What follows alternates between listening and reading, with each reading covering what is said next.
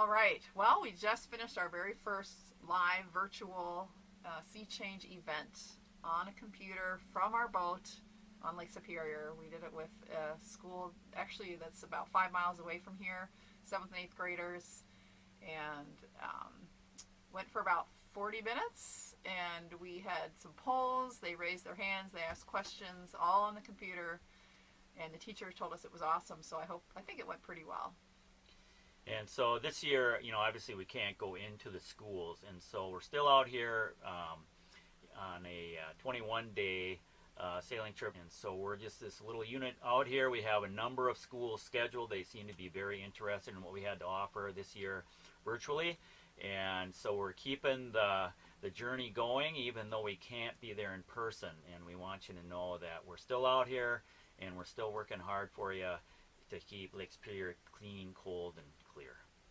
So here's a recording of the program that we just completed, so you can kind of see the type of programming that we're offering and the response that we're getting from the kids and the teachers. All right, well, we have, I think most of you are on here, so that's wonderful. And we're going to go ahead and start. And now, just so you know, again, I want to make sure you understand all these things. You can ask questions anytime through the Q&A, and Cedar will do her best to answer them. And you now know how to raise your hands. And there's also going to be some polls that we throw out there. Those should be pretty self-explanatory. All right, let's get started. Welcome to Virtual Sea Change. As you know, we have sailed for thousands of miles on Lake Superior on this boat. And we have done a lot of, we do a lot, and we see a lot, and we learn a lot. And we're going to share with you some of those things today. And some of them may be things you've heard before, but hopefully you'll get some new stuff as well. Let's go ahead. Our topic today is Lake Superior and climate change. And we're going to start with Lake Superior. Yeah, so we're just going to start by just talking a little bit just in general about the lake. And so Lake Superior, you probably know this, but it's like the largest freshwater lake in the world, and it holds about 10% of all the fresh water in the world. And so that is quite a statistic, and that basically means that Lake Superior is a super important body of water that we want to keep clean, cold, and clear as best we can. So raise your hand if you have ever been out on Lake Superior in a boat. Oh, yes. Ooh. Good. Good. Well, at that's least 11 of you have. Yep. And has anyone been sailing on Lake Superior in a sailboat? Hunter has. Yeah. Oh, several of you have. Awesome. Yeah. Cool. All right, well, that's great. So a couple other kind of just fun facts about Lake Superior is there are over 350 shipwrecks that have happened on the lake. And a bunch of them, at least 5 or 6, have happened right between Knife River and Port Wing in this area right in here. There's been a number of them over the years. And you might remember or have heard of the Edmunds Fitzgerald, and that happened right over in this area right here back in the 70s. That was the last big modern ship that went down on Lake Superior.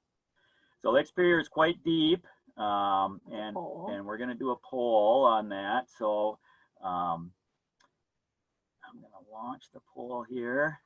So see if you can answer this. What is the depth of Lake Superior at its deepest spot?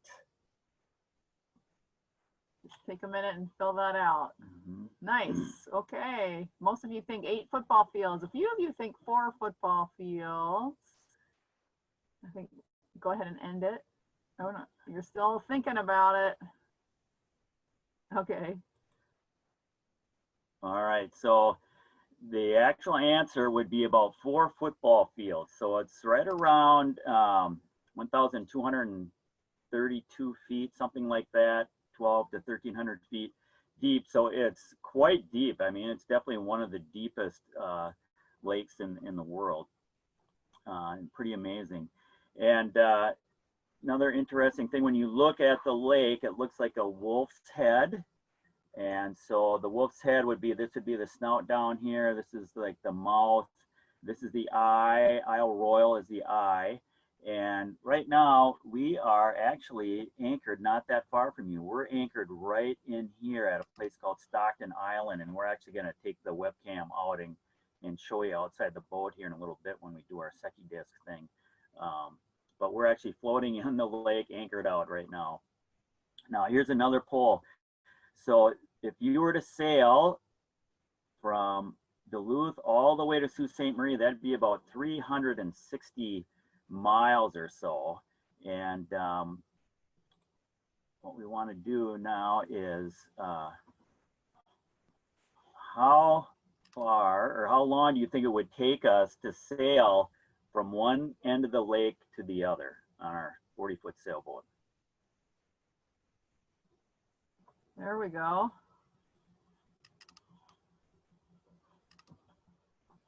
Nice.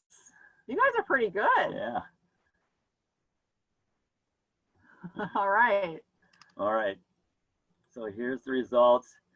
Well, the fact of the matter is, if you did any of these three, so 3.5 to 2 weeks, you would be right, because we've sailed across the lake a number of times and it's taken us anywhere from 3.5 days to 2 weeks to get across. And it's all dependent upon the weather, and you know, the fastest that we can go is about 8 miles an hour, and oftentimes our average is around 4 or 5 miles an hour. And sometimes we can go all the way across, other times we have to stop because of different weather systems coming through. So it can take, if we sail continuously, it would take us about 3.5 days. It seems like when we're sailing on Lake Superior, the weather is never the same for 3.5 days. We end up having to stop and wait for other weather. So, all right. So we're going to move on now. And one of the things that we do out there is we do this thing called citizen science. So we do these little study things on the lake where we collect data. And one of the points of data that we collect are water temperature and clarity. And then we submit that to the Minnesota Pollution Control Agency, and it helps them to figure out kind of how clear and what the temperature is the lake, especially in May, because there's nobody out here doing that at that time. We use this thing called a Secchi disc, which is this round thing that we're going to go out right now, and I'm going to show you. Lamar's going to demonstrate how it works. Make sure that doesn't come undone there.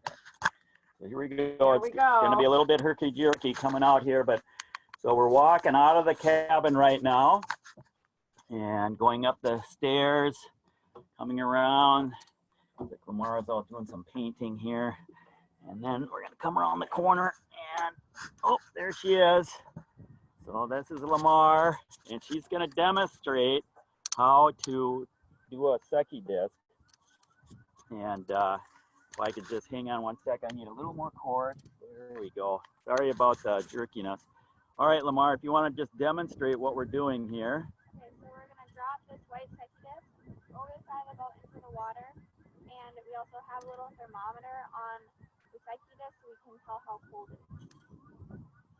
Did you hit the start button?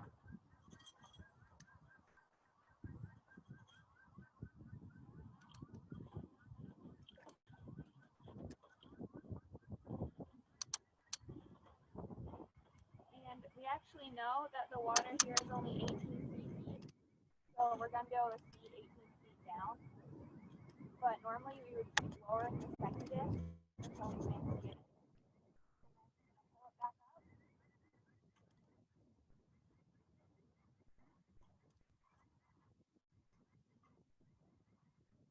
And the water temperature is 41.3 degrees Fahrenheit.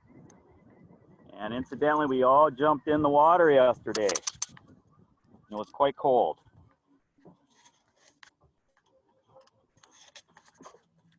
Here we go, back down into the cabin.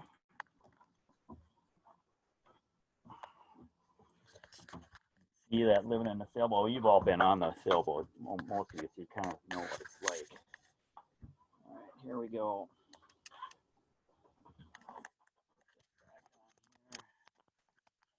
All right, how was that? Trip out. All right, so we do all these tests for the water, and I'm sure one thing you're asking it, you must be wondering is, what have we found?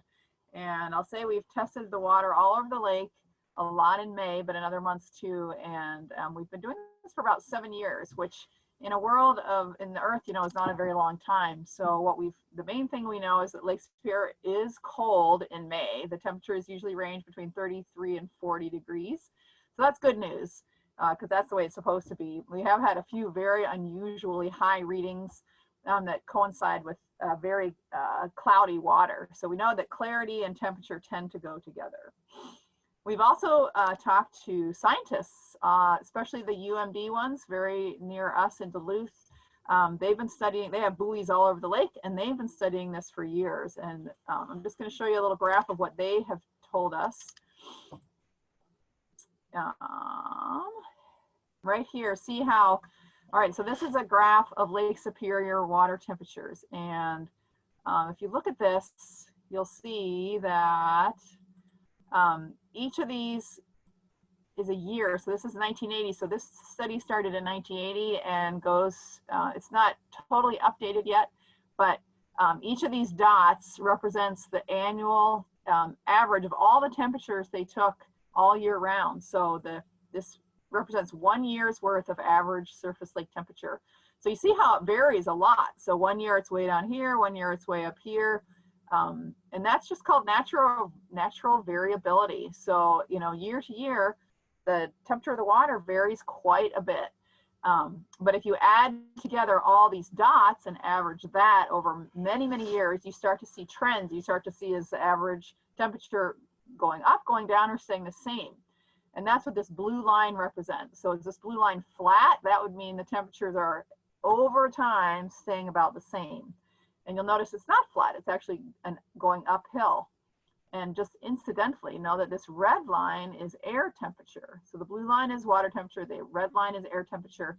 And you'll see that the red line, is that line flat? That line is also going up, but less sharply. So that's why they made this statement that water temperatures are rising twice the rate of the air temperatures. That's what this graph tells us. At the same time, they've been studying ice coverage. So they look at this, and so 1980 down here, that's when, a lot of ice cover that year. But then the next year it was down to 20%, and the next year up to, you see how each dot again represents a year. And so once again, there's a lot of variability in ice cover. But if you look at overall and you average together all the numbers, then you see ice cover is going down. And that's why they say decreasing ice cover over the same period. Bottom line is, just like it says at the top, Lake Superior is warming. All right. The ice cover has actually dropped about 33% in the last 30 years or so. Yep. And so what does that actually look like is the question. And so you may remember this slide from last year. We've updated it just to show last winter is on top a year and a half ago. And you see there's a lot of ice here. There's, especially down where you guys live, Port Wing, lots of ice there. There's, this isn't full white ice, but there's a lot of ice on this lake. And then this winter, the one we just had, there's virtually no ice. And so the point of showing this is just to show that a very, very small temperature differential can mean a really big difference in ice cover from year to year. And that's what the scientists tell us about Lake Superior. The amount of ice is a huge function of the temperature of the air. All right. So why do we care about this? Mark's going to talk about what it means for us. Well, with the warming lake, Lake Superior developed its whole ecosystem based on being very cold and very clear and very clean. And now with the lake warming, things are changing. And so the ecosystem is beginning to change a little bit. And one of the things that is happening is we're getting these things called algae blooms, especially along the South Shore where it is a little bit shallower water. And here, this is in the Apostle Islands, and you can see how the color of the water is green here, and that is because there's been an algae bloom where the algae, which normally occurs in the water, suddenly started growing faster and faster and faster because the water was getting so warm. And in a normal year, you would have algae growth would look like this lower curve right here. It's called just a nice bell curve where it just kind of goes up, grows gradually throughout the summer, kind of peaks maybe late August in there somewhere, and then starts to diminish again throughout the fall and into the early winter. And so the nice thing about that kind of algae growth, which is normal, the lake needs algae for the lower forms of the food chain, is that there's a nice steady supply of food that the lower forms of the food chain, the organisms can rely on. Well, when you have an algae bloom, what happens is the algae suddenly spike and they grow, and they use up all the oxygen in the water, and suddenly they all die and drop down. And now you don't have that normal algae growth anymore. And so the fish and other lower organisms that rely on the normal algae growth to survive, suddenly they don't have a food source anymore. And that, excuse me, will cause big problems for them. And then it starts at the way bottom of the food chain, but then it just works its way up. And one of the fish that they feel are being affected by this more than others is the white fish. And so there's some big studies going on right now around the lake on how the white fish are being affected by this algae bloom stuff. And so that's what you see. And you definitely had those right off of Port Wing. We've seen them ourselves. And when they get real bad, they can kill all the fish in the water too, which we haven't seen so much on Lake Superior yet. But we've crossed Lake Erie before in an algae bloom, and we've actually in an afternoon counted like over 1,000 dead fish floating in the water, and that is quite a massive fish kill. So yeah, why don't you raise your hand if you think you've seen these before? It's not necessarily that you will have seen them. Oh, some of you have seen them, 5, 6. Yeah. So this is not all new to you guys. So these are not a good thing when you see this. All right, we're going to show you another little video about another type of algae that we've been seeing on the lake here. There we go. So the thing that's happening on Lake Superior with its warming waters is we're getting a lot more of this brown slime on the rocks, and we're at a mooring ball in Taconite Harbor on the North Shore, and we went to pull up the line to tie off our boat, and this is what we came up with. Just all really gnarly brown slime. That shouldn't be like that. Yuck. Oop. Okay, so it shouldn't be like that, and we're going to do another quick poll. So what do you think the name of this brown slimy stuff is? Like what's the name of it? All right, only one person guessed. Oh, there you go. Now everyone's guessing. It is kind of a funny name, so glad to see you guys putting it out there. It seems like most of you think maybe plankton poop or rock snot. That's pretty good. There you go. All right, well, the actual answer is rock snot.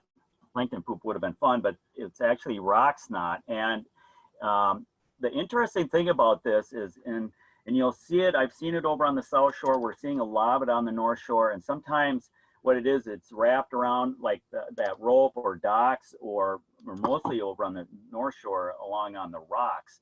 But sometimes you'll just see it floating and almost looks like sewage or something floating in the water. And the thing is, it's not fun to walk on. It's not fun to try to tie a rope onto your boat, a mooring line that's full of it, like we did up at Taconite Harbor. And unless it gets in really big quantities, it's not even dangerous to the fish. But the thing that has scientists really concerned about this is that it's not an invasive species. It's one that just kind of sits dormant, and then when conditions get a certain way, suddenly it starts to explode.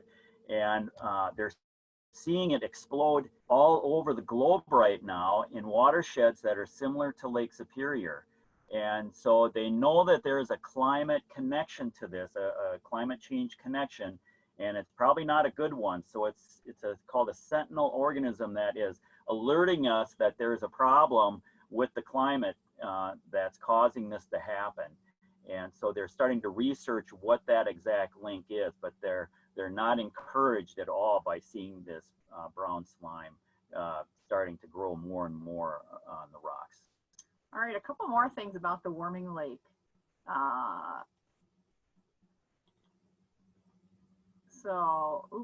If you see this picture, I'm gonna do another poll, I wanna know if you know what that fish is on the top left corner. So what kind of fish is that? I figure you guys might be really in the know about this kind of thing. Is it lake trout, herring or cisco, whitefish, or sturgeon? Everyone thinks lake trout so far, a little bit of whitefish, a little bit of sturgeon. You definitely know it's not herring. You're right about that. Actually, all right. Most people think it's a lake trout. This is actually a whitefish. And the important thing about whitefish, there's the results.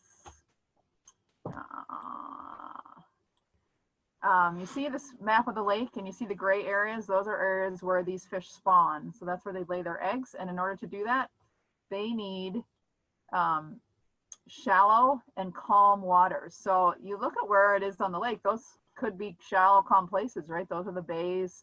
The Apostle Islands is one area where there's much more shallow water. So you can imagine when there's no ice cover on the lake during the winter, the water is much more turbulent. Every time there's wind, there's going to be more waves, more current, just more turbulence in general. So if you like to fish, this is something you may notice, you may have already noticed, or you may notice in the coming years, is the whitefish spawning problem. Another quick thing I want to share with you, this little flower up in the top corner.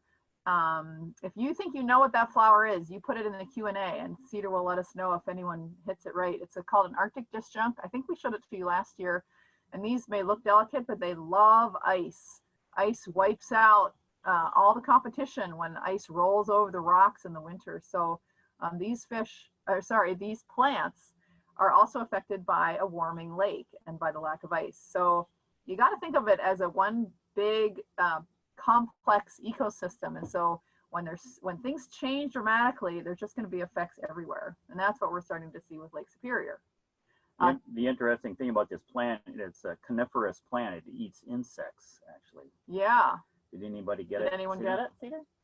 No one. Well, I'll tell you, it's called the butterwort. It's those little leaves on the bottom, they curl around insects and eat them up. And you wouldn't find those along the south shore, just in the northern parts of the north shore, actually. And now we're just going to spend a little bit of time on invasive species. Hopefully you'll see some stuff you know and some stuff you don't know. All right, so first of all, let's just establish what's the definition of an invasive species. And so the definition of an invasive species is an organism that comes in, a foreign organism that comes in and basically disrupts the local food chain or ecosystem of an area. So think of it this way. If you were to wake up tomorrow morning and look out of your window and find a herd of hippopotamuses eating all the vegetables out of your vegetable garden, you could call those invasive species because they really shouldn't be there. They haven't ever been there in the past, and somehow they managed to find your garden, and they're disrupting the whole food chain of your garden now. And so we have a number of those. Well, the lower Great Lakes, or the Great Lakes as a whole, has now over 180 invasive species that have come in primarily from the ocean, from around the world, actually. And they've ended up there being brought in by big ships, or just going up through the Erie Canal or the Welland Canal.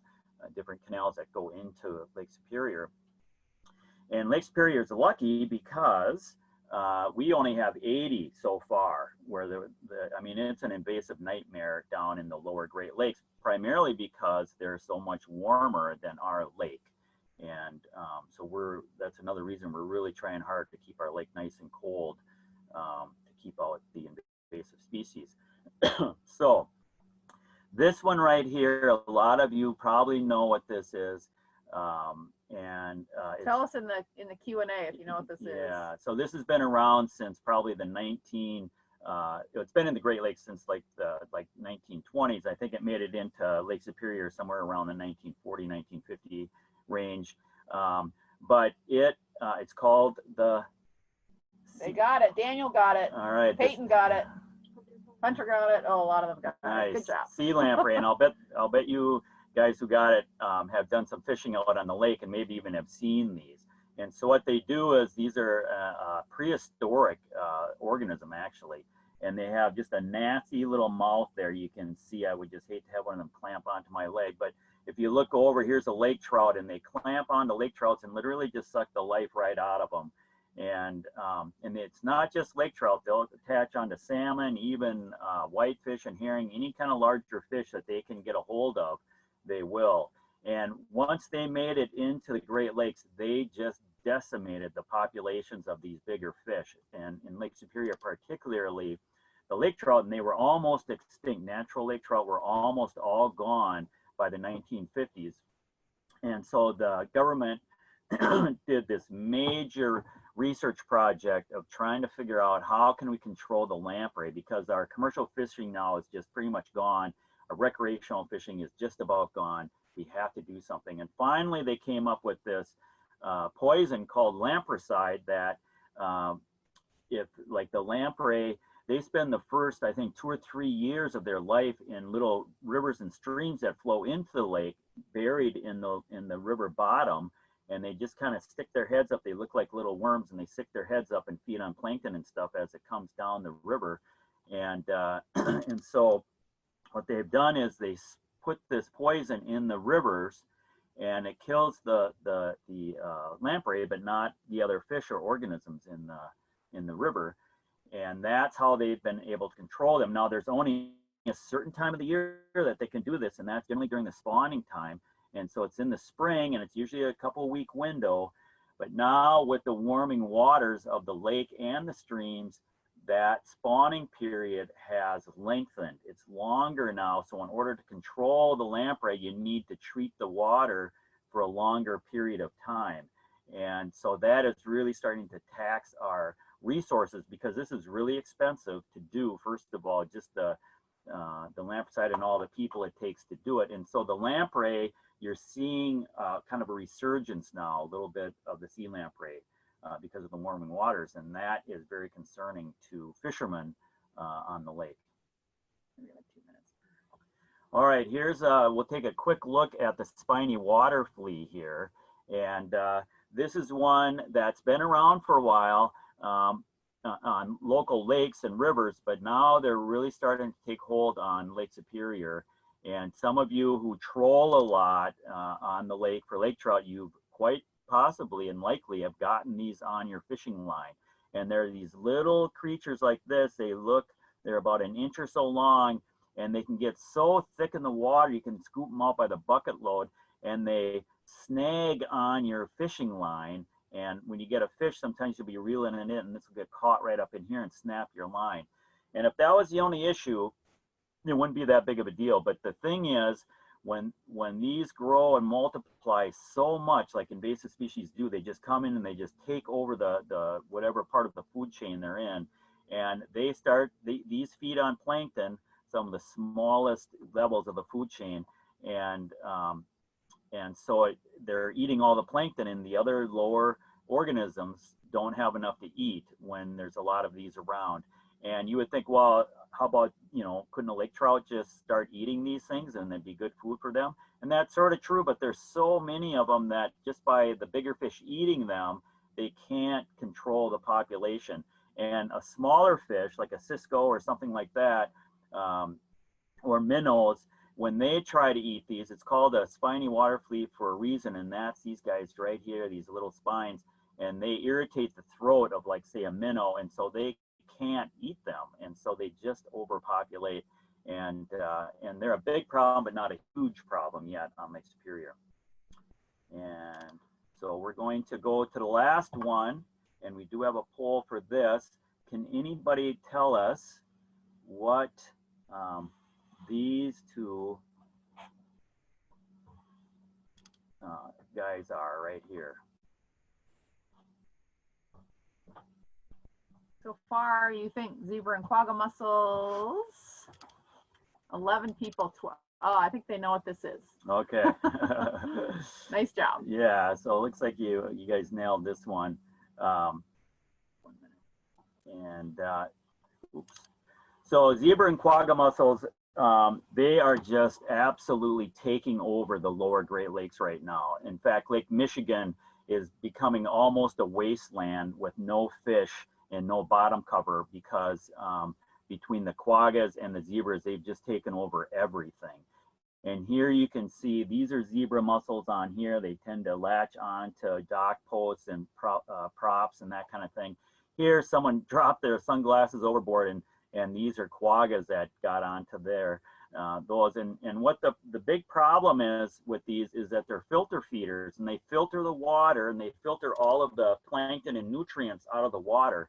And when you have them in such huge quantities like they do in the lower Great Lakes, they actually clean up the water to a point where there's no more food source for, again, the lower organisms in the lake. And because they just take all of the plankton right out of the water. And that's really what the big concern is for these.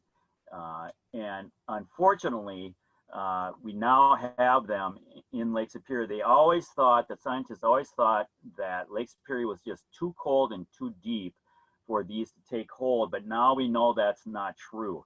And so these red arrows are all zebra mussel infestations, and one of the saddest things for us is that they now have zebra mussels out on on Isle Royal out here.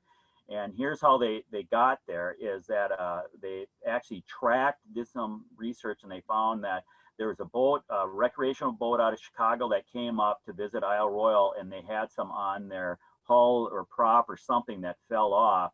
And one year there was 30 of them that they found on Mont Island. And so divers came in and cleaned them up. Next year they went to make sure they were all gone. There was over 3,000 of them, and now they just have given up because there's no way they can contain them. And here, this is the only quagga mussel infestation they found so far. But the big fear about this is that with the water being shallower down in this end of the lake, now they're going to start to carpet the bottom of the lake like they have in Lake Michigan and just really start taking all of the nutrients out of the water. And how do we deal with this? Well, really about the only thing that we can do once they're already here is to stop them from spreading to other areas. So if you are an angler and you have a motorboat, or if you're a canoer or a kayaker, always make sure that your boat is really super clean with the bilge water and the props and the hull and all that before you launch the boat. And then when you pull out, clean it up really well, because that's how these things are spread, is boats, and whether it's a kayak or a power boat or whatever it is, they bring them from one lake to the next. All right. Whew. Okay, now we're going to talk a little bit about plastics. And when you think of plastics, I think of something like this, right? This crazy beach. If you think you know where this beach is, you type it in the Q&A, and Cedar will tell us if anyone gets it right. But this is not a Lake Superior beach, I'll tell you that much. And when you think of plastics, you generally don't think of a place like this, right? So here's a place way up in northern Canada that we've sailed. Here is one of the types of beaches that we're at all the time, where it just seems like nobody is in there within 100 million miles. But we look for microplastics everywhere, and I'll tell you what they look like right here. So they really take a lot of different forms. Up here you see these tiny little strings. Those are called microfibers. Those come off our clothes, our spandex, synthetics, not wool or cotton, not natural fibers, but the stuff we have that's made of polyester or fleece. and there's no filter when we do the laundry, and that water gets, there is a filter, but it doesn't filter out microplastics. So this stuff ends up in the lake, and we are actually looking for that stuff. We'll show you in a minute. Down here are tiny little things called nurdles. You see how small they are from this hand, and those actually were dropped in the lake by accident during a derailment 12 years ago, and we're still finding these on pristine beaches where no one ever goes, but the nurdles get there. And microplastics are also just tiny bits of plastic. You see these up here, everything from this picture here, let me find it, breaks down. This stuff all breaks down eventually. It never turns into dirt like wood or food or something, but it does break down into tiny bits of plastic, and then it's called microplastics. So microplastics are everywhere. Found them in all those beaches. Yep, we have found them everywhere that we've been, pretty much. And just a quick video about the connection between actually, you know what, I'm going to skip it because I'll just tell you, I think you probably know this, but microplastics in general take a lot of fossil fuels to make. And then once you have them, you need to get rid of them. And you can burn them, that makes more fossil fuels. You can put them in a landfill where they stay as long as we know. So it's just, plastics are a big problem. Oh, I do want to show this video. This is us trolling for microplastics. Okay, I'm going to launch the troll now, and what we're going to do is just drag this through the water. It's a long tube, and we're going to see if we can collect anything into this little bag at the end here. And we might get microplastics, we might get spiny water fleas, who knows what we're going to get, but we'll find out. It looks like a small beluga whale coming up behind us, but actually it's the trawl, and we're just dragging it. We're going about 2 knots, or about 2 miles an hour. And that's what we found. All right. So we actually brought this in so you can see it. And so that wasn't very much plastic that we found, but just imagine that we were about 3 or 4 miles offshore and just threw it over and dragged it for, like, 5 minutes, and that's what we came up with. So there's, even way offshore, you're finding a lot of plastic. So here is, I just want to show you our troll, because we made this, and you can make one and go down to the docks down at Port Wing and throw it in and see what you get, and just drag it along the shoreline if you want. And all it is I took an old bucket and I cut the bottom out, and then this fabric right here is just just some nylon-y type of fabric, synthetic fabric. It doesn't have to be anything special that we had laying around at home, and I just sewed it into a tube. And then at the end of the tube, I put a little piece of PVC pipe, sewed another little bag. And if you use a brighter color, like a pink fabric or red fabric, the microplastics will show up better in them. And this is removable. It comes off. That's why I have a couple more hose clamps right here. And then it's easier to dig around to see what's in there. But you can use this for microplastics. You can also catch spiny water fleas. You could go down and throw this over off of one of the docks down at the break wall you have down there, and I will guarantee you will catch little microorganisms such as a spiny water flea or anything else that might be floating around down there. And the thing is, this whole thing, and then you have some string on here so you can make a little bridle. Little life jacket for buoyancy. Any like you could put a old pop bottle or something up here to keep it a little bit buoyant. And so this whole thing maybe cost me $3 to make. So it most of it you can make just from stuff laying around at home. So you can do your own little microplastic study if you want, and it's great for picking stuff out of the water column, little organisms too. Yeah, so let's talk a tiny bit about what to do about all this. Reducing microplastics is key. That's what we've been telling you for years, and I know you guys know this. Hopefully you've done some big cleanups like this, because everything that is in our towns, on the streets, it all ends up in the lake. So we also have 7 R's. We brought these to you last year, and we want to just have you look at them again. We do have the Clean, Cold, and Clear Challenge again this year, but this year you can't sign it, so you got to fill it out. So Beth is actually going to give you a form that you can fill out that we would get if you wanted sign the sale again. And if you're looking for ideas, we gave you a huge list of ideas. Look at these first few, like refuse. Can you refuse to eat things that are overpackaged? Have you ever seen things packaged with like 3 layers of plastic? Learning to say no thank you to a straw in a restaurant. How about reuse? Do you reuse your plastic bags? You know, one Ziploc sandwich bag can last actually pretty much all year. Re-gift. Do you ever, before you throw something out, think of who might want it? Just things like that. And if you have ideas right now that you have done since last year, we would love to hear about them. So stick it in the Q&A, and Cedar will bring it to our attention. And the last thing I'll just say about that is that if you can only do one thing or pick one thing, don't ever drink out of a single-use plastic water bottle again, because those are one of the biggest culprits right now of getting microplastics into our water. So just say no to single-use plastic water. Yeah, raise your hand if you say no to single plastic water bottles. We know we say this a lot, so we're kind of curious. I see at least 2 hands raised. Oh, 4. Oh, I'm so glad to see that. Thank you for doing that. The lake thanks you also.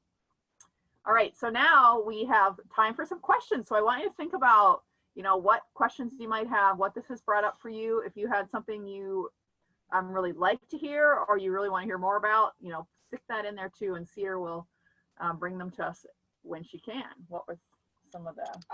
Can you explain how the Secchi disc works? Like, just clarify how you Yes. use it. So the Secchi disc is like a white plate, and when it goes down into the water, it just looks like a white plate down there, but the farther down it gets, the harder it is to see. So we just let it go way down, down, down, down until it looks kind of green and tiny, and then eventually we can't see it at all. And since our line has measurement on it, we can then tell how far down we've seen. So that's the Secchi disc. Yeah. Good question. And the clearest water that we've been in is 72 feet. That's our record for water clarity on the lake. What else? Do we sail year round and during the winter? Good question. We have sailed year round. We don't sail year round now, but twice we did. We sailed to the Bahamas and back. Those were year-long trips. And now our boat is on the water as much as it is allowable for Lake Superior, because we keep it on Lake Superior. So we put the boat in the water, usually the end of April, the beginning of May, and then the boat comes out at the end of October. Yeah. And a lot of that time we're out doing trips like this, and other times we're doing day sails, but it gets a lot of use. Great questions. Any more questions? Where are the best fishing spots? And where's the best habitat for fish? Wow, Hunter, good question. We're not the experts on fish, so we don't know that. Right. Well, I wouldn't tell you if I did know, but no, just kidding. So, you know, there's still a very good fishery on the lake, especially for salmon and lake trout. You know, some of the commercial fishing for whitefish and herring, they're starting to be kind of warning signs about, you know, the catches aren't as good. And they're definitely concerned that climate change is beginning to impact those populations. Some of the salmon, again, they're like stocked, you know, and that sort of thing. But from what I've been told, Hunter, Isle Royale is still probably, you know, one of the best places to go for recreational fishing. If you want to just really nail especially the lake trout, Isle Royale is the place to go. Great. Well, we are pretty much out of time. So the one thing we want to leave you with is just to make sure that you, if you are up for our Clean, Cold, and Clear challenge, there it is. We want our lake to be clean, cold, and clear. And we want to leave you with a little sailing video. So while you're watching this video, if you have any more questions, bring them up, and then we'll end it after that.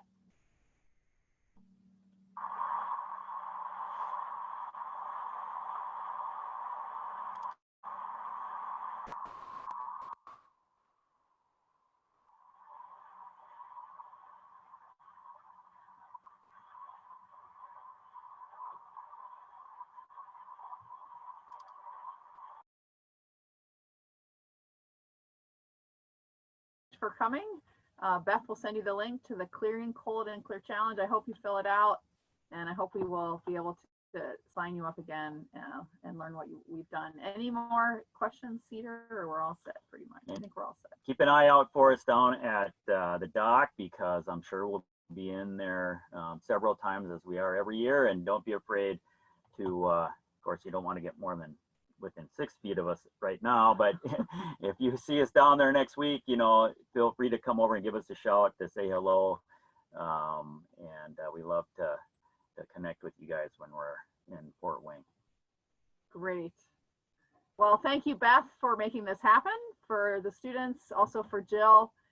We hope we may do this again with some of your younger students, and this has been really fun. You guys are been part of our sailing life for a long time, and oh, and there you are sending us lots of good kudos. Thank you. Thank you, and we'll see you next year, if not before. Bye-bye.